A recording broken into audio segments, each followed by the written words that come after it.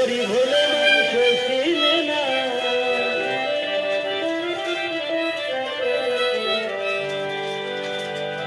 গরিব হয় সাধারণ মানুষ, সাবধানে থাকিলে হয় দোষ, কারণ হয়েছে টাকাওয়ালা না। এই টাকাওয়ালার ইচ্ছা মতো গরিব মানুষ না চলিলে সইতে হয় তার অপমান লাঞ্ছনা, দুঃখ সহে না। গরিব হলে মানুষ চিনে না।